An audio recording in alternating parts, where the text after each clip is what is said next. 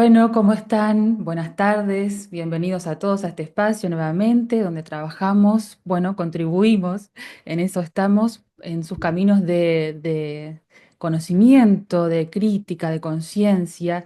Y hoy estamos con un invitado muy, muy especial, una persona a quien admiro muchísimo, considero es uno de mis maestros en este camino, así que con mucho gusto recibimos a Lucas Carena. Para los que no conocen quién es a Lucas Carena es licenciado en Comunicación Social, magíster en Diseño de Estrategias de Comunicación, escritor e investigador argentino. Ha escrito muchas obras, entre las cuales están La Guerra Invisible, que lo ha escrito junto a Pablo Dávoli, Jesús, Cristo, Príncipe Hiperbóreo, obras muy interesantes, realmente obras muy, muy interesantes. Y la obra que nos tiene convocados aquí hoy, que es La conspiración de Medea, aborto, eugenesia y nuevo orden mundial, que es una obra que se publicó en el 2019, pero debido a toda la investigación que en este canal venimos haciendo respecto de la sexualidad, respecto de la manipulación absurda, en la mayoría de los casos que hay detrás de la sexualidad, nos pareció muy interesante el aporte que realiza Lucas Carena con su investigación sobre este tema que vamos a ver que tiene muchas vertientes, esta obra de Lucas Carena. Así que, Lucas, bienvenido a este espacio y muchas, muchas gracias.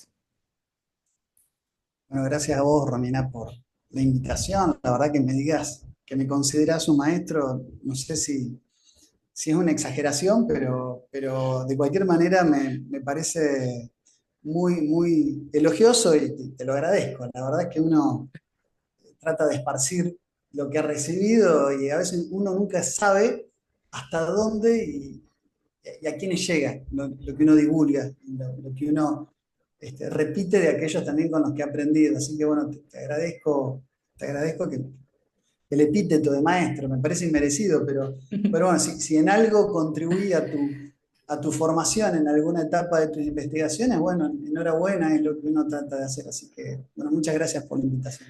Por supuesto, La Guerra Invisible considero que es una obra pionera en todo este tema de la investigación en psicopolítica y bueno, realmente el aporte es muy interesante junto a Pablo Dávoli también. Particularmente pensé, Lucas, en que puedas comentarnos un poco sobre esta obra, La conspiración de Medea, porque bueno, el público nuestro es muy variado. Es muy, muy variado y bueno, hay gente que seguramente tenga una posición ideológica muy diferente a la nuestra, y a mí me parece muy interesante poder compartir esta información porque, bueno, voy a contar un poco sobre mi propia historia. Yo en mis épocas de muy joven, de preadolescente, adolescente, yo era la víctima ideal para todo este tipo de ingeniería social alrededor de la sexualidad particularmente, y esto no es casual, Lucas, por mi propia historia. Yo creo que en tu libro eso vos lo explicás muy bien, utilizando la figura del arquetipo, cómo es que un proceso de ingeniería social puede calar tan hondo. ¿Qué elementos simbólicos se utiliza para que eso sea posible?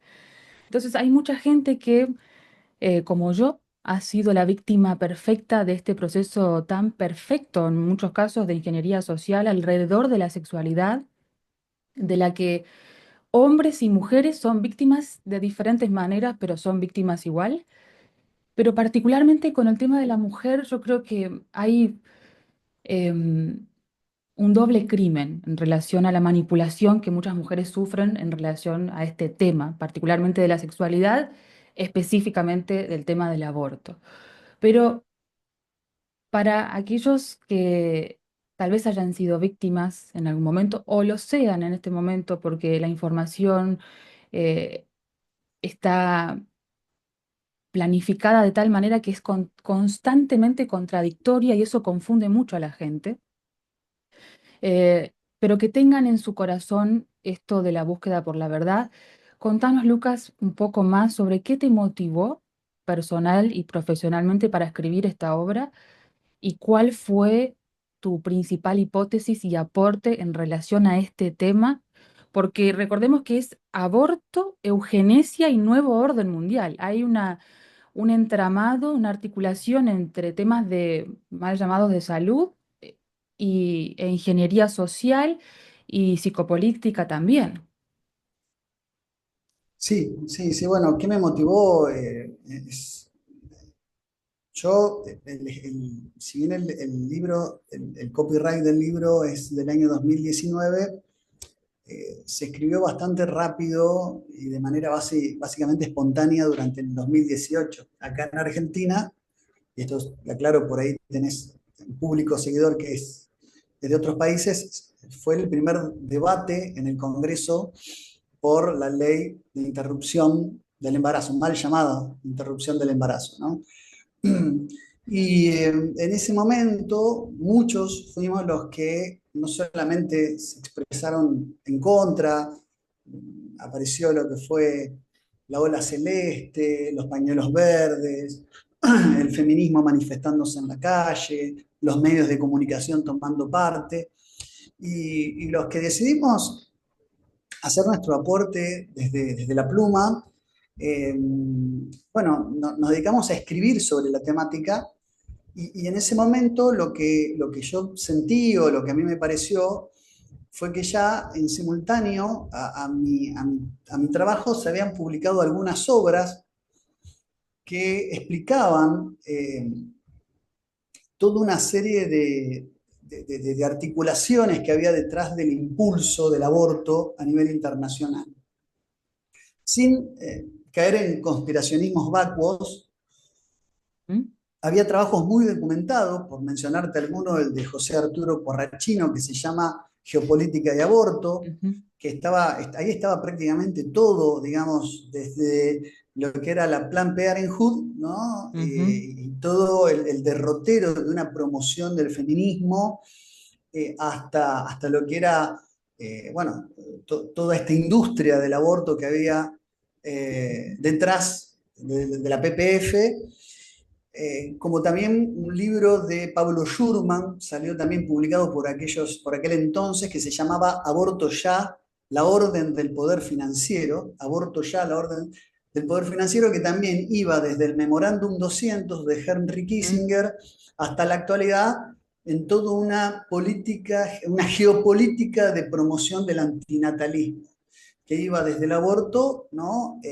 A la eutanasia, ¿no? Y lo explicaba por qué, para que a ciertos jugadores de la trama internacional muy poderosos, para que le cierren los números, había que despoblar, digamos, el planeta, por así decirlo. Entonces había varias agendas simultáneas, el cambio climático, calentamiento mm, global, aborto, cultura woke, lo que dice Roberto Castellanos, esta idea de la promoción del wokismo y la cultura LGBT para generar una anticoncepción cultural, ujú, digamos, que va en contra, ¿no? De la natalidad que viene acompañada, porque así lo dispone la naturaleza de la unión entre el hombre y la mujer, había que fracturar la complementariedad de los sexos.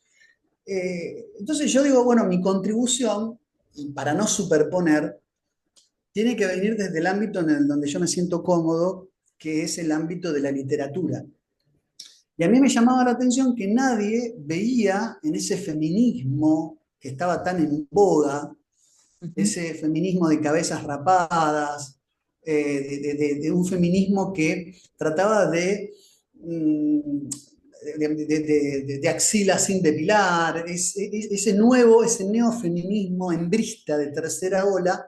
ujú, Nadie había advertido de que respondía a un arquetipo. Vos sabés que desde Jung hasta la actualidad, los mitos tienen no solamente una función explicativa de tiempos prelogos, de ujú, la Grecia presocrática, eh, sino que el mito tiene una función justamente de arjé, de fundamento, arquetipos. Eso Ujú, significa, hay un fundamento que se da y que se realiza, tiene una fuerza realizativa en la historia del hombre, donde esos arquetipos se fundan y se refundan y se repiten a lo largo de la historia.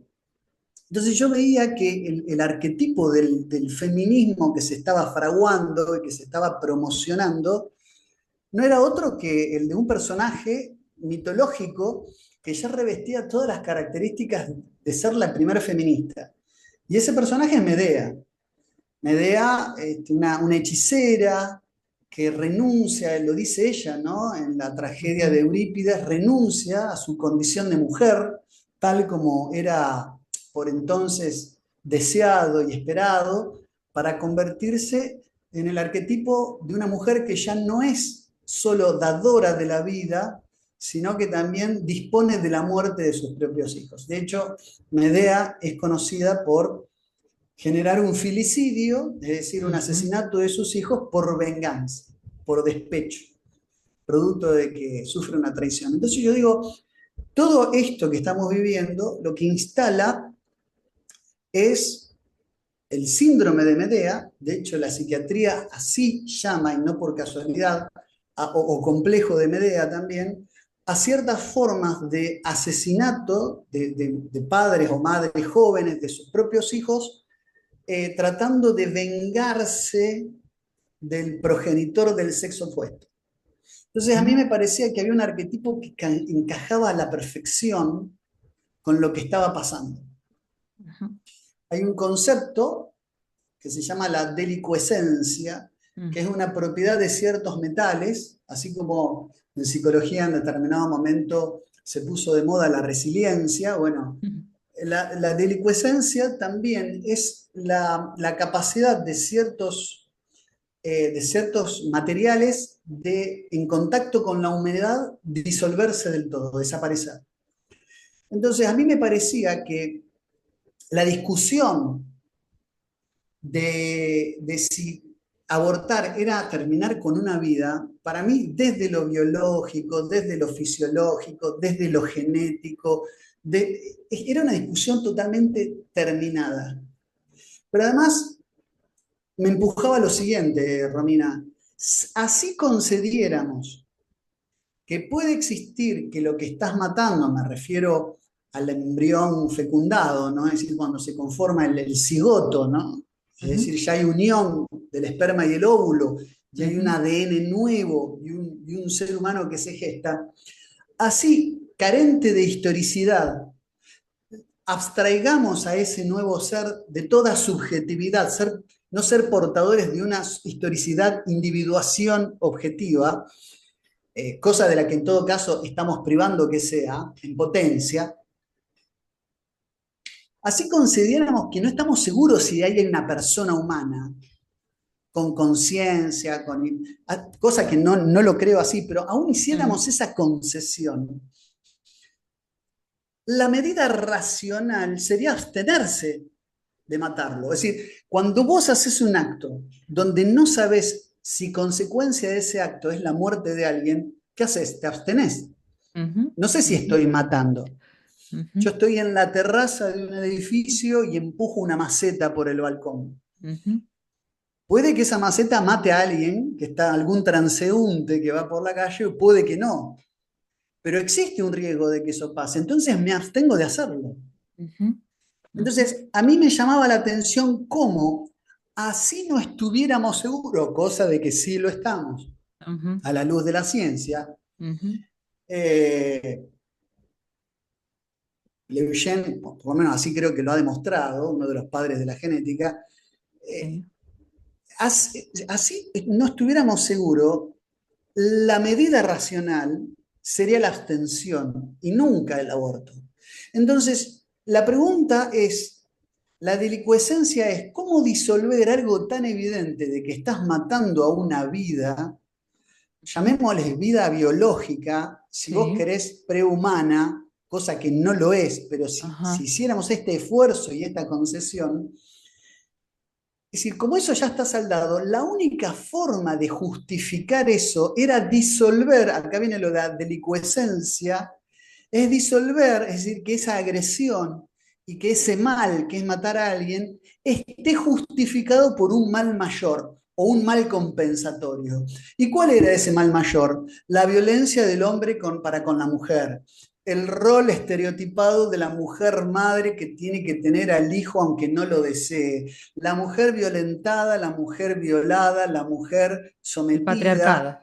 el patriarcado, exactamente, un sistema intangible, esto que inventa un poco de la mano de Monique Wittig, un poco de la mano de Judith Butler, el género en disputa, la idea de que hay un patriarcado, una abstracción, un constructo social que pone a la mujer en un rol como si un puñado de hombres hubieran administrado estereotipos sociales y hubieran dicho, bueno, la mujer va a lavar los platos, la mujer va a lavar la ropa y nosotros nos vamos este, nosotros salimos de cervezas y boliche, ¿no? Ujú. Eh, Más allá de que, digamos, que podamos discutir si existe no un patriarcado, la idea era victimizar a la mujer previo al homicidio deliberado del aborto, para que en todo caso, si hay un acto en ello de violencia, se convierta en un acto de violencia buena, un acto de violencia compensatoria, que en Ujú. alguna medida esté justificado. Terminado de escribir el libro pasa lo de Lucio Dupuy, no sé si te acordás del Exacto, caso de sí, el Lucio caso de Dupuy, Lucio, terrible, sí. donde una pareja de mujeres lesbianas, siendo una de ellas madre biológica del chico, terminan matando entre las dos a un niño por el solo hecho de ser Pero, hombre, sintiéndose claro. absoluta, con la total impunidad de hacerlo y con un sistema donde en el jardín, donde había tenido varias entradas al hospital, ningún médico, ninguna enfermera, nadie se atrevió a denunciarlo. Y la jueza que les dio a Dupuy, a esta pareja de homicidas, se lo sacó al padre por el solo hecho de adscribir a un relato y a una discursividad que victimizaba social y colectivamente a la mujer. Entonces, la primer víctima que se cobra el síndrome de Medea colectivo es a Lucio Dupuy, un caso concreto acá en Argentina que lo pueden Ujú. investigar. Sí, sí, sí. Entonces yo ahí es donde dije, bueno, todo lo que estábamos diciendo se cumplió, porque el vaticinio de todo esto es, van a empezar a haber muertes, esto sí que fue la muerte de un niño por el solo hecho de ser hombre. Y de ahí, bueno, me pareció que todos los elementos del arquetipo estaban dados por Medea. Después, si querés, podemos Ajá, hacer una descripción de lo que es Medea para que por ahí la gente entienda por qué sí. Medea es la primer feminista. ¿Por qué Medea es la primer feminista? Totalmente, totalmente, Lucas. Y vos sabés que cuando yo leí tu obra hace ya unos años, pero hace poco la recordé porque vos sabés que en un momento en los primeros capítulos, nombrás a la obra de Alain de Benoit, em, El reino de Narciso, que junto con otros autores describen a la perfección el costo real psíquico para hombres y para mujeres, que es tener una sociedad con hombres disminuidos o con ausencia de hombres, con falta de padres o con ausencia de padres o con padres que están presentes en la vida, sobre todo de sus hijas, pero que no pueden ocupar este rol finalmente, el daño que eso genera. Por supuesto que nosotros ya comprendemos que ese proceso social también está ingenierizado, pero vos fíjate la complejidad, Lucas, porque esta primera situación biológica para una niña pequeña, de situación en su familia, ¿no? En esta primera célula social, con un padre abandónico, o en el peor de los casos, abusador, porque lamentablemente esa es la configuración social más común hoy en día, y estos autores lo describen muy bien. Entonces, ya Jung también lo describía con esto del hombre niño, es esto, el hombre niño en función de padre es un padre que no es padre. Entonces ya esta primera situación biológica hace que la niña entre en un estado posiblemente depresivo o maníaco, probablemente más depresivo. Conforme va avanzando su vida, la implantación poco adaptada a la realidad de que existe un sistema heteropatriarcal que no es mi padre, tal vez el problema, sino que hay un sistema heteropatriarcal ingenierizado que me oprime y ese es el verdadero responsable de mi sufrimiento. Yo estoy implantando artificialmente una segunda situación biológica de choque biológico, que sumado con el cambio de los disruptores hormonales, como por ejemplo la anticoncepción hormonal, generan esta situación de manía exacerbada como la que entra Medea, que en el caso de Medea hasta incluso hubo una situación real que justificó la manía o el brote maníaco de matar a sus propios hijos, a su propia progenie, pero en este caso, y esta sí que es la tragedia de las tragedias, ni siquiera hay un entendimiento real del problema. Y estas mujeres, y me incluyo porque en su momento he tenido esta misma he sido presa de esta misma manipulación, terminan comprando un discurso manipulatorio que no solo no resuelve la primera situación, que es haber tenido un padre, o no haber tenido un padre, sino que además me estoy generando una idea persecutoria falsa que no atiende las verdaderas causas de mi situación. O sea que es un doble proceso de ingeniería, por eso tan perfecto, sumado con el desequilibrio esquizofrénico que genera para la mujer la castración química de la anticoncepción hormonal, que va muy de la mano ligada con la promoción del aborto, van de la mano, como con lo del género también. Sí, sí, sí, tal cual. A ver, hay que describir que existe como tal, yo en el libro lo acepto, un machismo, pero ese machismo que penetra en la cultura, al decir de Benoit, no es un exceso de masculinidad, sino que es masculinidad por defecto. Es como bien dijiste, un hombre apocado, minusválido, menguado, mermado en su función protectora, reducido, dice, en esta modernidad economicista a un mero administrador de los bienes de la familia, el padre deja de ser ley, deja de ser autoridad, deja de ser esa voz que impone, seguramente de manera imperfecta, pero que impone horizontes y que organiza y norma la vida del oikos, de la familia. Entonces, ese hombre minusválido, es decir, ese hombre minimizado, es el hombre golpeador y el hombre maltratador, Ujú. no el hombre seguro de sí mismo. La violencia doméstica, luego llamada violencia de género, fue como Mm, cambiando distintas sí. etapas. eh, Se trata de un hombre sin herramientas, es decir, el hombre que levanta la mano, más allá de que debe ser de las peores de las cobardías habidas y por haber, el hombre que le levanta la mano a su compañera o a su mujer, el hombre golpeador, es un hombre que renuncia a su calidad de tal. Por eso, en el arquetipo de Medea también hay un Jasón Eso, ensombrecido. eso. Disminuido Previo a Medea, de hay su un Jasón figuración de héroe. ensombrecido. Ujú, A ver, Eurípides, en las grandes Dionisíacas, nos describe a un Jasón del ocaso, no, el Jasón no es el Jasón de la epopeya, no es el Jasón que arriba del Argos, del barco, emprende junto a toda su tripulación, en la que incluso participaban dioses y semidioses como Hércules, el ujú, mismo Heracles, Orfeo, los famosos dioscuros, Castor y Pollux, que son los que nos dan los gemelos que nos dan el signo del zodíaco de Géminis. ujú. Es decir, todo eso acompañan a Jasón en una aventura porque Jasón quiere volver a ser el héroe y el rey de Yolcos. Él reclama el trono de Yolcos, que era un trono, y esto lo cuento un poquito para introducir a la historia de Medea,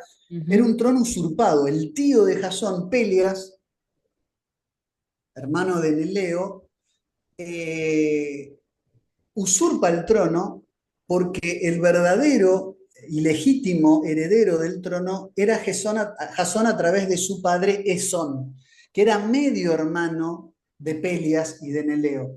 La historia como para que la tengas es así. La madre de Pelias, Tiro, estaba casada con Creteo, el rey de Yolcos. El hijo de Mm. Creteo y Tiro era Esón. Ujú, Y el nieto era Jasón, el héroe de las argonáuticas.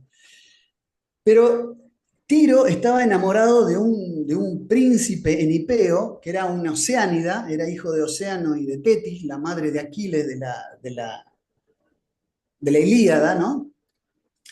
¿Y qué hace Poseidón? Se enamora de Tiro y para yacer con ella, típicas tramas de los dioses del Olimpo, ¿no? Para poder yacer con una humana, adquiere la forma, se transfigura, hace una metamorfosis y toma el aspecto de Enipeo. Entonces, Poseidón llega a Tiro y de la unión de Poseidón y Tiro nacen estos dos gemelos que son Péleas y Neleo. Péleas, para acceder al trono, manda a su hermano Neleo al exilio y a su medio hermano Esón, hijo de Creteo, lo encierra. No obstante, en el ostracismo y en el encierro, Eseo a su hijo Jasón lo manda a instruir con el famoso centauro Quirón y se convierte en el verdadero heredero del trono de Yolcos. Cuando él vuelve a reclamar el trono, vamos a ver la transformación de Jasón y por qué Medea es quien es. ujú, Jasón quiere reclamar el trono y para sacárselo de encima, Pelias le dice que el trono será de aquel que logre conseguir el famoso vellocinio o becerro dorado, de oro. Para eso tiene que viajar a las lejanas, ¿no? Tierras de Colcos o Cólquida y buscar el famoso vellocino. Entonces, Jasón ahí es donde emprende el viaje en el famoso barco, en las argonáuticas que describe Apolinio de Rodas, y se va en busca de este tesoro. Llegado a este lugar tan lejano, el rey de aquel lugar, Eetes, tenía una hija que se llama Medea, y Medea se enamora de Jasón ujú, y lo ayuda a Jasón a recuperar el vellocino. Obviamente que Etes no quería entregar el vellocino, lo manda a hacer unas proezas absolutamente infranqueables, sumamente peligrosas, tenía que uncir a dos bueyes que además tenían aliento ígneo porque despedían fuego por la boca, y entonces una vez que domaba a estos dos bueyes feroces, tenía que arar un campo con ellos y sembrar unos dientes de dragón que cuando lo termina logrando, de ahí salen unos esqueletos con armadura, con espada y troquel, que son como unos terrinios, son como unos esqueletos que lo quieren atacar. Él vence a todo. ¿Y cómo vence a todo eso, Jasón? Con la ayuda de Medea y de su magia, porque Medea era sobrina de Circe, la famosa hechicera que acompaña a Ulises en la Odisea, que es la segunda gran epopeya homérica. Circe le enseña la magia, le enseña el arte de la hechicería a Medea, y Medea, con ungüentos y brebajes y pociones y pases mágicos, ayuda a Jasón a surcir todas las trampas que le imponen sus enemigos e incluso es la que duerme al dragón, a la serpiente que está enroscada en el árbol donde está el vellocino. Medea ayuda, ¿no? Por todos sus medios a Jasón, y Jasón se convierte en el poseedor ¿no? de este tesoro con el cual va a reclamar el trono de Yolcos. ujú. Incluso Medea no solamente abandona a su padre para irse con él, sino que mata a su propio hermano que sale a tratar de evitar que, a pedido de Etes, sale al cruce de Jasón para evitar que éste pueda volver y llevarse el vellocino. Incluso Medea mata a su propio hermano por el amor que siente y profesa por Jasón. Entonces, vuelta a Cólquidas, obviamente que Jasón vence a su padre, venga a su padre, vence a Pelias y se convierte en rey.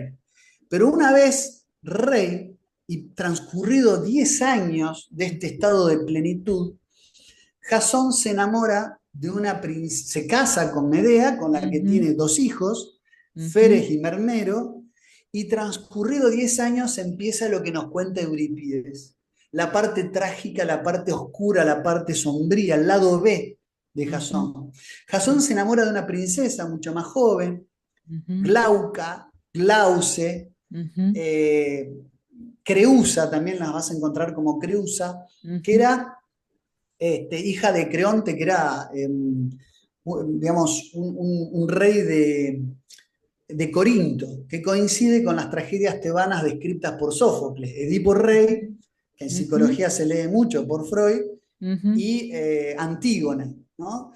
Entonces, Jasón, ¿qué hace? Rechaza a Medea y a sus dos hijos los abandona, o sea, acomete este acto de cobardía. Es el hombre minimizado descrito por Alain de Benoit y se casa con Glauce. ujú, Y acá aparece la venganza de Medea. Medea, el arquetipo de la venganza está presente en toda la tragedia griega, tanto en Hipólito y Fedra está la venganza, Electra, ¿no? Que a través de, este, digamos, también teje un ardid Electra para matar a su madre, en este caso, ujú, digamos, para vengar a su padre, que es nada menos que Agamenón. Electra ujú, mata a su madre para matar a Clitemnestra, la mata, eh, para vengar a su padre que es asesinado por ella cuando vuelve de Troya. Entonces, el arquetipo de la venganza de la mujer griega está presente y Medea teje su ardid primero matando a Glauce.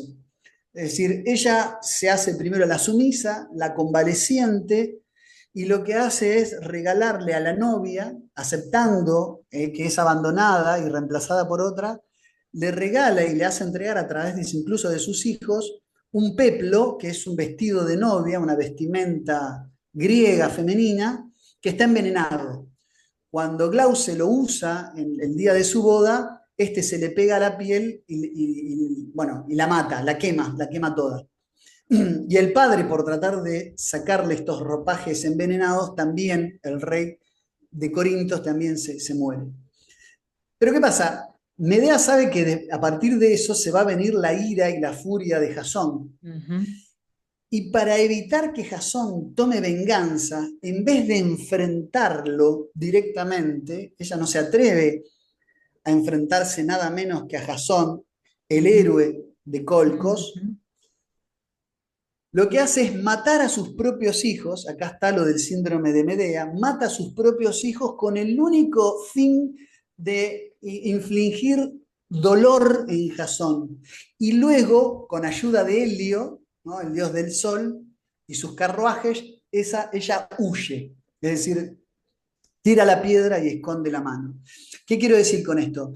Que Medea representa, primero, al matar a Glauce, mata al arquetipo de la mujer femenina, eso. no solamente renunciando ella a ser la típica mujer griega, sino que al matar a Glauce mata a la feminidad representada por la dócil y dulce Glauce, sino que también al tejer su venganza lo hace de una manera igualmente cobarde, no Ujú, enfrentando a Jasón, sino exacto. tratando de buscar su punto débil, su talón de Aquiles, que son Ujú, sus hijos, los propios hijos que ella tiene con él, ujú, matándolos en secreto y en silencio. Por eso la portada de mi libro es una obra de 1838 de Eugène Delacroix que se ujú, llama Medea Furiosa, donde se muestra una Medea semidesnuda, con un puñal y con sus hijos en brazos a punto de asesinarlos. ujú, Digo, en el fondo el arquetipo del aborto tiene todos los elementos que están presentes en la tragedia de Medea. Medea, es decir, digamos, contra ese patriarcado opresor, la ujú, mujer no pretende modificar sustancialmente esto, sino justificar el asesinato de la progenie, ¿no? De la heredad de los hijos por venir, justificando el asesinato filicida del aborto, que es un asesinato agravado por el vínculo, es decir, es de la madre, no es cualquier filicidio, o mejor ujú, dicho, no es cualquier infanticidio, es un infanticidio filicida, justamente, es la madre matando a sus hijos. Ahora ujú, bien, vos desde la biología describiste algo muy interesante, cómo hay en esta situación de brote, dijiste, Ujú, de desencaje, una serie de concomitantes, producto de que el arrebato en un estado de ira es lo que provoca a Medea tejer su ardid y determinar la forma en la que va a ser su venganza. ujú.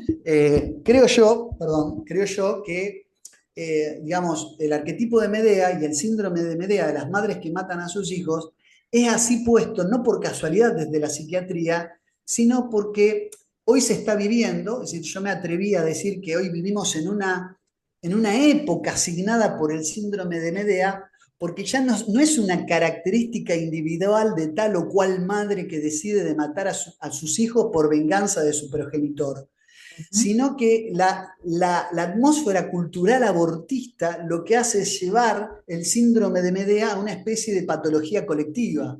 Es una Exacto, sociopatología de Medea. exacto.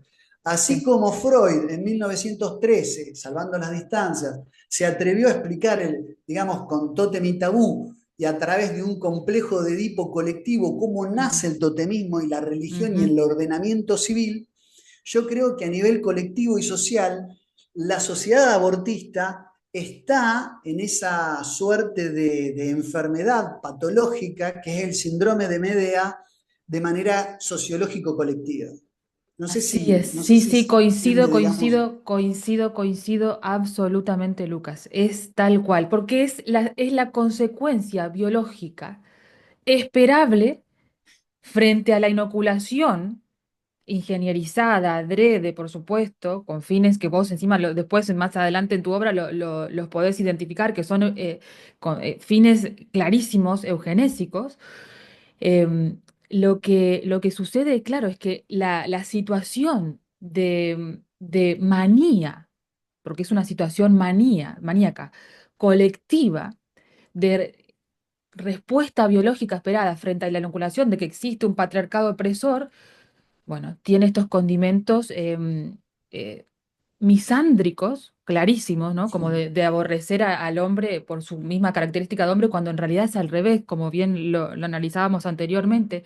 En realidad es la figura del hombre disminuido, de un hombre con su testosterona incluso disminuida, lo que llevaría incluso a tener este tipo de comportamientos machistas que no son igual al patriarcado, no tiene nada que ver con un sistema de patriarcado que sí existió, hoy en día ya no existe más, al menos en estas sociedades, Lucas, en las que vivimos, pero la, estos ribetes misándricos son más claros, son muy claros. Ahora, esto que vos nombrabas en la tragedia de Medea y que lo describís muy bien, tiene sus ribetes misóginos también, que no son tan sí, claros, porque es el rechazo a la femineidad asociándolo a una condición de esclavitud. Mi condición femenina viene sí o sí asociada por cómo está estructurado el sistema, que en realidad no hay nada natural en ese sistema, sino que me viene todo de afuera y siempre es opresor. Entonces yo asocio, mismo por esta inoculación de la tragedia de medida colectiva, que vos lo describís muy bien en estos términos, em, se termina creando una situación de rechazo colectivo hacia lo femenino. Entonces, claro, la respuesta del aborto como una respuesta naturalizada y como una cosa a ser reivindicada por la mujer, que es una barbaridad, porque vos sabés, Lucas, que hay poca investigación científica respecto de los efectos psicológicos del aborto, de la práctica abortiva en las mujeres. Hay muy, muy, muy poquita, muy poca investigación al respecto. La que hay es tendenciosa, con graves conflictos de intereses y crea como una situación de caos en su metodología de la investigación, porque, por ejemplo, cae en el error de comparar los efectos que tiene una práctica abortiva con negativos, con los efectos negativos, entre comillas negativos, porque es una respuesta biológica, frente a una mujer que ha tenido un parto medicalizado, que es un absurdo, porque lo entendemos, son cosas incomparables y si existen. consecuencias biológicas de síntomas mentales asociados en un parto medicalizado es porque también no está en equilibrio para la mujer respecto de lo que realmente necesita. Por supuesto que el aborto tampoco, de ninguna manera, está en equilibrio con la naturaleza más profunda de la mujer.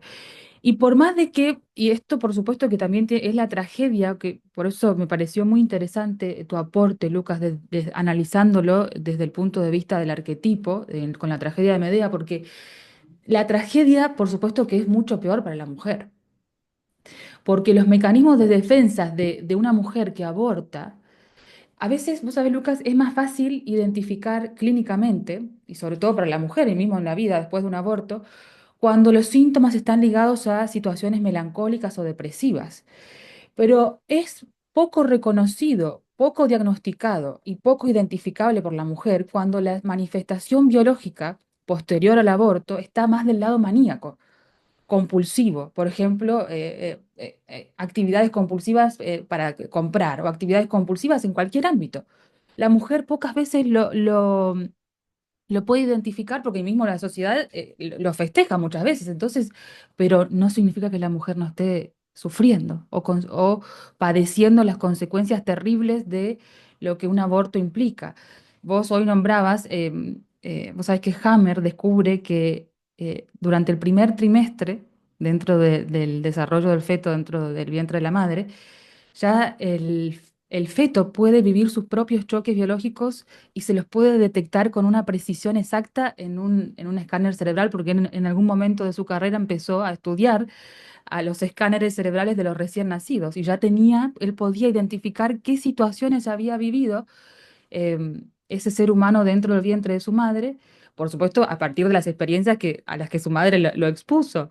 Pero ya tenemos con una precisión impresionante la certeza de la vivencia única de ese ser humano. Bueno, sí, indudablemente la neurociencia hoy tiene tan,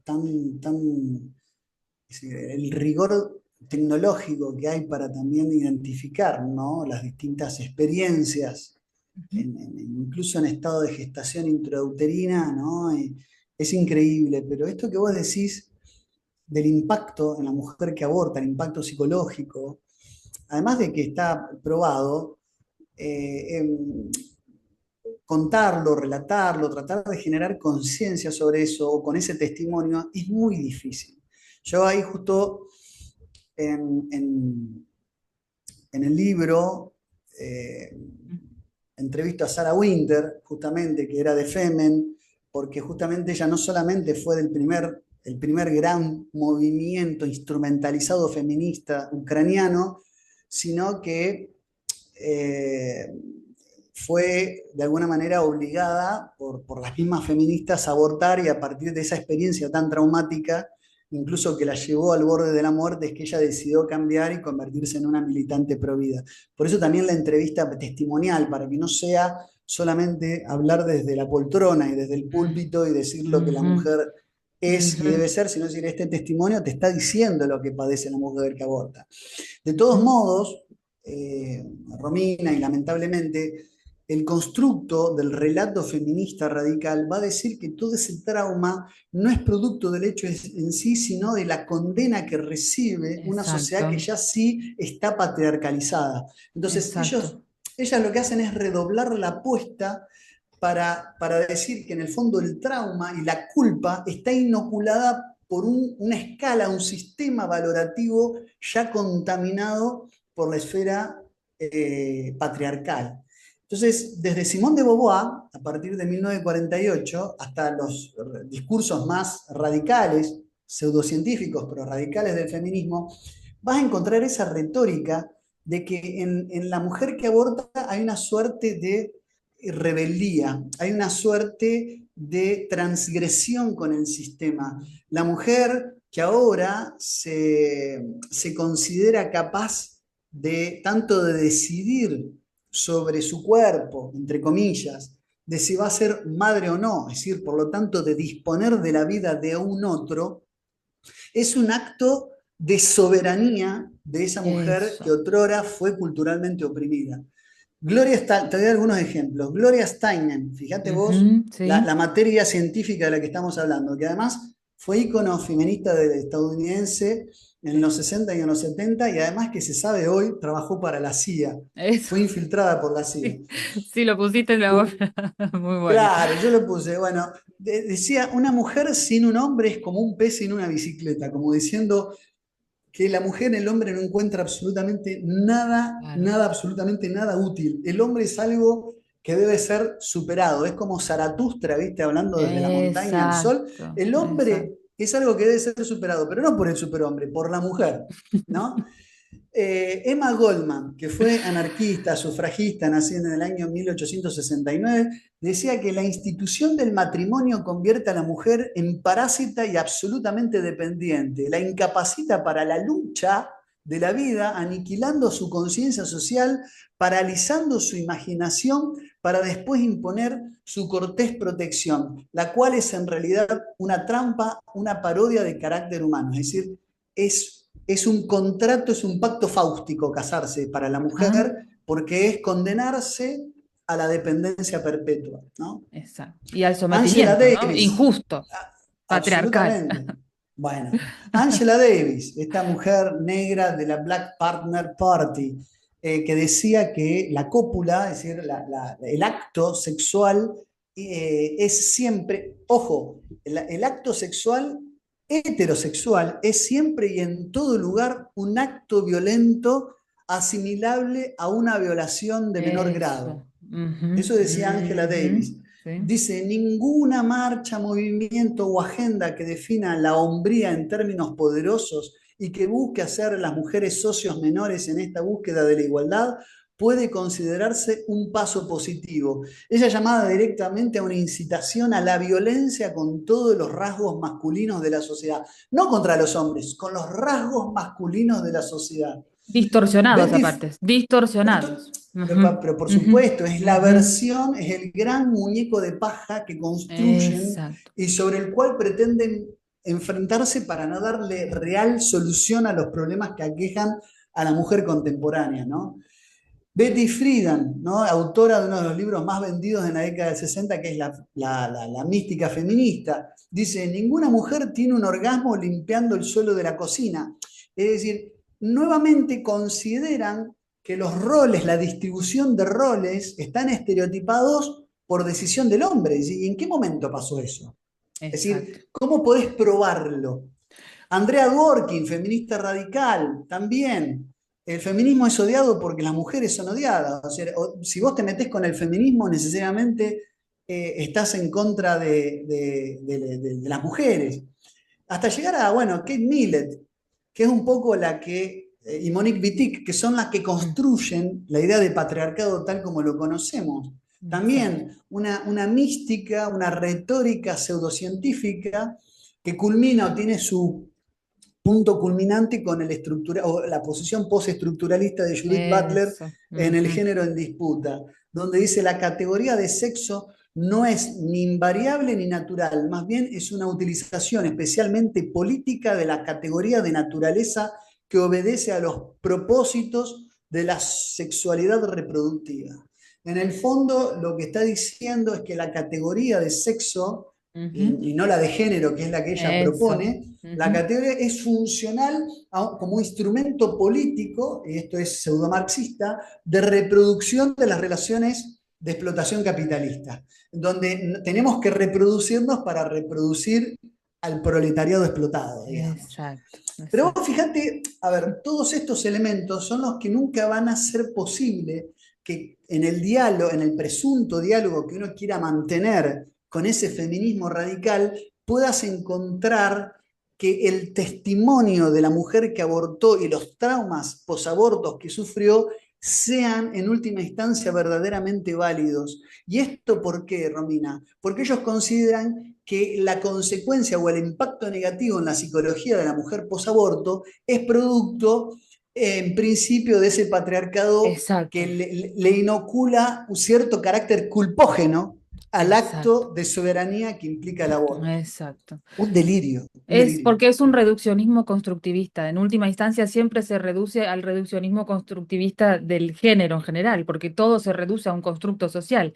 Todo lo que pueda venir del lado de la naturaleza va a venir del lado de una naturaleza opresiva, porque en realidad la interpretación que se hace de la naturaleza es a partir de este marco machista, que en realidad no lo dicen sexista, ¿no? Es machista, que va a intentar oprimir y que a ver, obviando toda nuestra historia como especie que nos ha llevado a estar hoy acá, que es la cooperación básica entre hombres y mujeres, y eso también me encantó del análisis que vos hacés, Lucas, porque vos hacés un análisis de la relación arquetípica entre Jasón y Medea, de cómo al inicio ellos cooperan.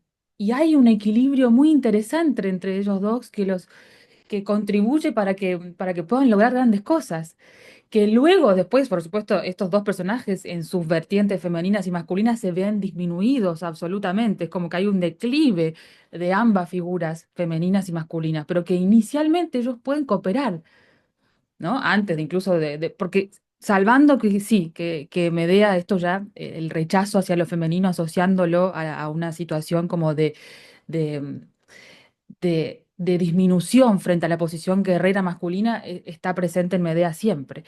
Ahora, hay algo muy, muy interesante, Lucas, que cuando pensaba en tu obra hace poco, vos sabés que hay un médico, psiquiatra, Theodor Darlimpel, que él descubre, hace poco estuve en contacto con su investigación, él descubre que al contrario de lo que se promulga hegemónicamente, la falta de estructura sólida, que eso va más del lado del arquetipo masculino, de la forma masculina, de los límites claros, fortalecidos, hasta jerárquicos podríamos decir, en una sociedad, contribuyen y son la causa de la falta de cohesión social que tenemos hoy en día, pero son la causa del aumento de los crímenes mal llamados de género, que son en realidad violencia doméstica porque tienen múltiples causas.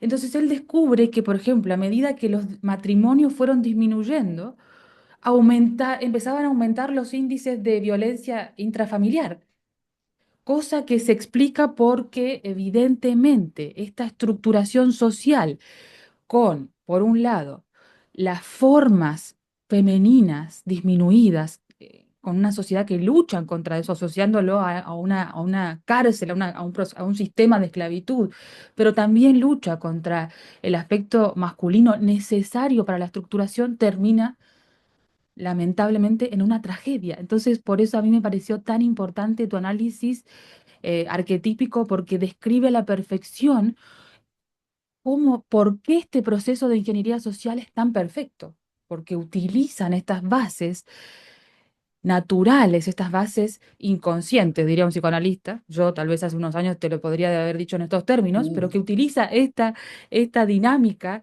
preexistente de ordenamiento natural que tenemos nosotros como seres humanos en contra nuestro. Sí, sí, sí, tal cual. Mira, esto que vos decís, mientras te escuchaba, se me venía a la mente, eh, hay, hay- hay una categoría que aparece en una obra de Engels. Es decir, Ujú. Engels es el que financió y dio apoyo a la obra de Carlos Marx, Federico Engels, Friedrich Engels.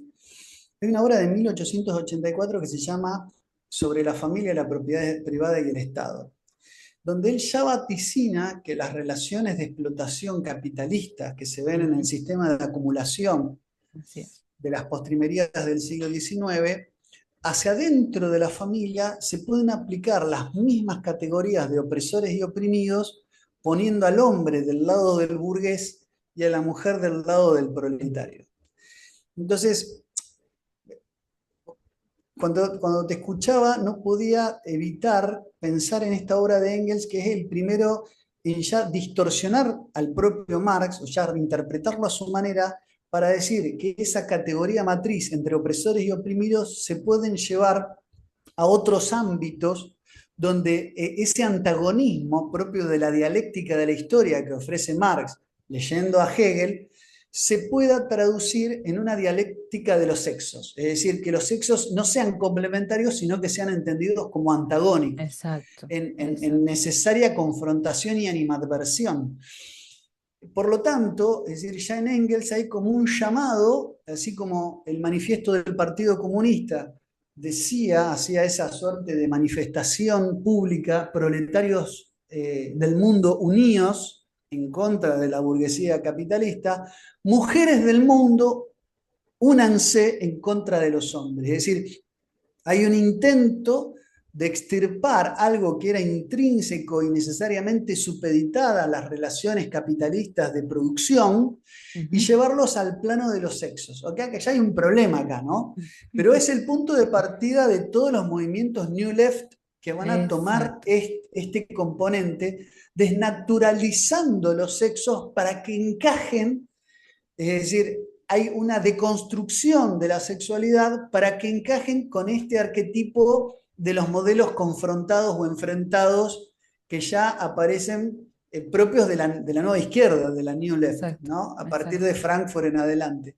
Entonces, claro, hay un abismo insondable, hay un camino, son paradigmas inconmensurables de hombre y mujer, no se pueden, digamos, poner de acuerdo para congeniar y se los presenta en confrontación. Pero ojo, esa confrontación es también con una doble vara, antojadiza, porque desde el punto de vista de las relaciones materiales se los enfrenta a los hombres y las mujeres, donde uno sobre los otros, las otras ejercen una opresión. Pero desde el punto de vista de biológico, eh, a, pese a los aportes de la neurociencia, de la diferencia incluso de lo que es, digamos, a ver, la constitución del cerebro en las primeras semanas de gestación, pensemos Ujú. en Natalia López Moratalla, ¿no? Exacto. Cerebro de Ujú, varón y cerebro de mujer, ujú. vos que esto lo estudiaste Exacto. mucho. Ahora, sobre eso, lejos de hacer diferencias infranqueables, insondables, mezclan todo, diciendo que en realidad hombre y mujer son categorías sociológico-constructivas que se Ujú. aprenden en la escuela y que se resuelven con una educación sexual integral, haciendo jugar a los niños con muñeca y a las niñas con Exacto. autitos, armando todo un tole-tole que además tiene todo un trasfondo bastante oscuro, que es sexualizar prematuramente a los Eso. niños que están en una etapa de exploración, de descubrimiento, para inculcar una ideología de género. En Ujú. Ontario, Canadá, en Ontario, Canadá, llegó a haber, y no sé si sigue existiendo, el decreto 81, que si un niño o niña en edad preescolar sentía, aparte hay que ver quién interpreta esas inclinaciones para con el sexo opuesto, es decir, un niño que dice sentirse princesa o que le gusta Sí. jugar con muñecas y demás, el Estado, en nombre de la protección de ese niño o niña que se siente identificado con el sexo opuesto o que no se siente identificado con su propio sexo, puede ser confiscado de los padres, o sea, el Ujú. Estado a los padres se los puede confiscar para llevarlo a hacerse una hormonización Sí. previo a una cirugía de mal llamada de cambio de sexo, que es una amputación genital. A eso se le Exacto. llama Sí, sí. cirugía de cambio de sexo, porque vos sabés que Es eso. cromosomáticamente no hay posibilidad de cambiar el sexo, o sea, es imposible. Ujú, ujú, Eso está escrito en nuestro ADN. ujú. Entonces yo lo que digo es que con una doble vara, por un lado, pretenden divorciar la complementariedad de los sexos en términos políticos, sociales, culturales, rompiendo y fracturando lo que debería ser un complemento, una completitud. Y por otro lado, desde el punto de vista biológico, allí donde hay diferencias, pretenden aniquilarlas, digamos, disolviéndolas en que la sexualidad es una construcción cultural y que la biología no sirve para nada o no tiene Eso. nada para decir y que todo se resuelve con la educación, todo se resuelve Exacto. modificando la educación. Entonces es donde el Estado secuestra, ¿no?, en la educación la retórica de lo que es la sexualidad, y al mismo tiempo que no hay sexualidad alguna, existen más de 210 géneros para elegir, Exacto. Ujú. en el que puede ser cisgénero, transgénero, género fluido, bueno, no me acuerdo ahora, género fluido era uno que me llamó la atención, puede Sí. ser género indefinido, bueno, Ujú. queer, Sí. etcétera, Ujú. etcétera, ¿no? Ujú. Y a mí, bueno, eso por supuesto que no se corresponde a ningún criterio de rigor científico, Ujú. de No, no, ninguna de no. las dos formas. Ni Ujú. ese marxismo cultural que pretende poner en los sexos un antagonismo por vía de la matriz entre opresores y oprimidos, ni esa disolución de los sexos biológicos, que sí son dos, en una pléyade variopinta de posibilidades de autopercepción Exacto. sexual que reducen, acá viene muy a colación de tu próximo libro, a generar de la sociedad un esquema esquizoide, Esquizoide, exacto. porque vos fracturás con la autopercepción de lo que sos, fracturás el principio de realidad. La Exacto. realidad es la que se adecua a tu mente y no tu mente a la realidad, como decía Tomás de Aquino, ¿no? Es decir, la verdad es la adecuación de la cosa y el entendimiento. ¿Qué pasa con el esquizofrénico? ¿Qué es lo que Ujú. pasa con el psicótico? Digamos, el principio de realidad se disuelve y se adecua a la realidad a la construcción de la mente. Bueno, la realidad que vivimos con las ideologías queer y las ideologías woke es bueno, digamos, producto de una sociedad cada vez más esquizofrénica. No sé qué es lo que Exacto. pensás vos, digo, llegué acá como Esquizoide, haciendo esquizoide porque sí, esquizoide, haciendo asociación esquizoide, libre, porque es llegamos con, a tu libro. exacto, porque sí, exactamente, Lucas, porque, y eso vos sabés que la falta de una explicación de la realidad firme también tiene que ver con este proceso de lo que vos antes nombrabas, que es un proceso que se nombra como la feminización del proceso psíquico-social, que es necesario en algún punto cuando tal vez estábamos en desequilibrio, pero que si nos pasamos a este punto donde estamos, donde lo masculino es excluido y asociado a todo lo que puede generar desequilibrio o un potencial peligro, como bien vos decías, claro, genera esto, que no se pueda constituir un principio de realidad ordenado. Claro, delimitado y conciso. No hay límites, por eso es todo el globalismo, por eso está tan bien implantado, porque no hay límites claros a nivel de nación, tampoco en relación a mi propia identidad, que está limitada así al género, porque es un discurso esquizoide porque es contradictorio. Y vos sabés que cuando vos nombrabas esto del marxismo cultural, por un lado está la situación de implantar la idea de los antagonismos indisociables entre hombres y mujeres. Son enemigos por naturaleza y hay que enfrentarlos y en todo caso em, hacer que haya solamente una sociedad de mujeres masculinizadas y de hombres feminizados, entendiendo que siempre lo masculino va a ser algo contra lo que tendemos que luchar.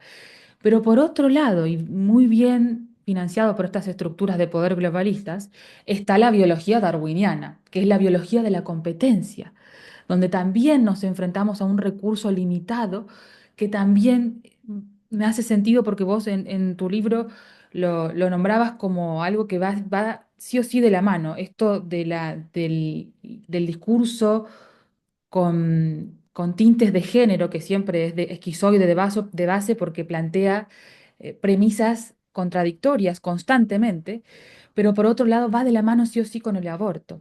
Y va de la mano y está legitimado por una biología distorsionada, por supuesto, que es darwiniana, que es el sustento cientificista para poder difundir a gran escala esto de la eugenesia abiertamente. Sí, sí, de hecho el primer gran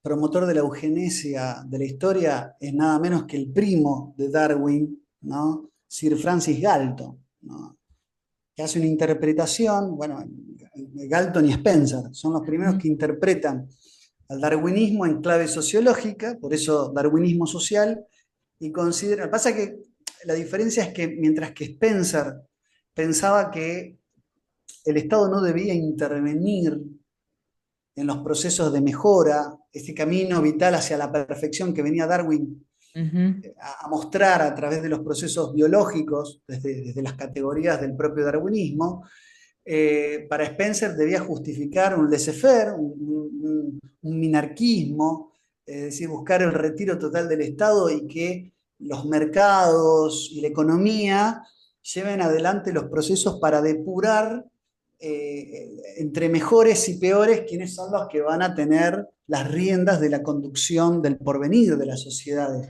En Galton, en cambio, la misma lógica lo lleva a la tesis contraria, que el Estado puede facilitar los procesos de mejora social, promoviendo la carga hereditaria, todavía en esa época no se hablaba de genética, pero sí la herencia biológica, haciendo que a través de mecanismos eugenésicos, es decir, como si fuera la sociedad pensada como un criadero de pollitos, tratar de promover ujú. la progenie de aquellas personas que superaran cierto test de inteligencia. En aquella época se usaban él utilizaba un laboratorio antropométrico bastante precario, pero después se utilizaron los test de Binet para tratar de organizar la sociedad, viendo que los más inteligentes tenían que ocupar los puestos de mayor jerarquía, ocupar los cargos de la universidad, y aquellos que no superaran el test, bueno, tratar de llamarlos al celibato, a una vida en todo caso casta, pura, o por qué no esterilizarlos. Bueno, ¿qué fue lo que hizo la Entonces, IPPF, no? Intentó bueno, hacer. justamente es eso. Entonces, la anticoncepción para la despoblación viene acompañada de los mismos mecanismos que la eugenesia proponía para mejorar biológicamente al ser humano. Pero claro, de acuerdo a categorías que hoy sabemos son bastante rudimentarias y obsoletas, porque la idea misma de Darwin de que la evolución es siempre y en todo lugar un proceso de selección y de Eso. supervivencia del más apto, ha sido superada, entre otras cosas, por la obra del mismo Conrad Lorenz, que estudia Eso. las distintas especies biológicas y muestra que muchas especies animales sobreviven por los trabajos cooperativos colectivos Esa. y no por las distintas desagregaciones y selecciones naturales individuales producto de una supervivencia. Entonces, son teorías que en sí han quedado desde lo biológico obsoletas, pero aún así se ha hecho, incluso a haber quedado de vetustas, aún así se ha hecho una interpretación tergiversada por los contemporáneos, entre ellos el mismo Galton, para llevar adelante políticas sociales de población como pasó en Estados Unidos.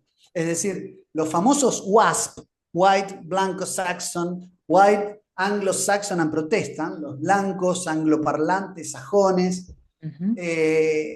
digamos, los WASP en realidad conformaban esa élite que producto de los famosos test de Binet pretendían aplicar las tesis de Galton a través de Margaret Sanger, que es de la mano de quien la IPPF desembarca con Esa. financiamiento de la Fundación Rockefeller a partir de 1912 en Estados Unidos. Entonces ahí tenés todos los elementos, ya no es una teoría de la conspiración, Esa. es la historia de cómo se fundaron las grandes sociedades normadas, estructuradas y vertebradas sobre teorías que fueron profundamente eugenésicas y que son los teloneros, son los prolegómenos, son la propedéutica del abortismo tal cual como lo conocemos ahora.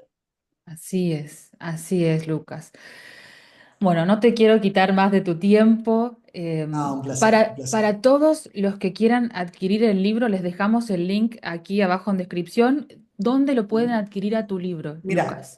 el link que sea mi correo electrónico, yo en este momento el libro físico está agotado, Bien, pero con una módica suma se lo puedo sí, mandar por PDF. O sea, en realidad es una contribución para mi canal, perfecto, una donación, yo les mando un CBU y les mando mi libro en PDF, hasta que pueda reimprimirlo. Si perfecto. no, se puede buscar digamos, digamos, existe, se puede conseguir físico pero se imprime en el exterior.